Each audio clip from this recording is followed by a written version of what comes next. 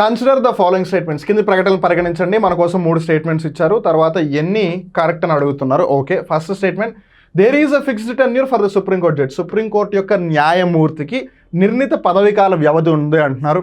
No, supreme court జడ్జికి ఇన్ని సంవత్సరాలు అని ఎక్కడ పదవీకాలం ఏమి ఫిక్స్ చేయలేదు. సో ఇట్స్ నాట్, రాదర్ ఇక్కడ ఫిక్స్డ్ ఉంది అంటున్నారు. సో ఇది తప్పు. సెకండ్ది, supreme court judge can submit his resignation to the president. Supreme court యొక్క న్యాయమూర్తి తన రాజీనామా రాష్ట్రపతి సమర్పించవచ్చు. ఎస్, అబ్సల్యూట్లీ సమర్పించవచ్చు. There is no doubt about it.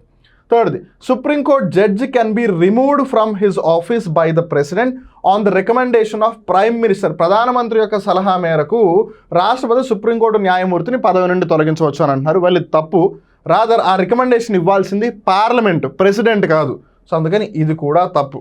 So ఇప్పుడు ఏంటి, ఫస్ట్ స్టేట్మెంట్ తప్పు, second statement correct, third statement తప్పు. వాళ్ళు అడిగింది ఎన్ని కరెక్ట్ అని అడుగుతున్నారు. ఒక్కటి కరెక్ట్. సో ఓన్లీ 1 అని ఏదైతే ఉందో that is the right answer for question number 83.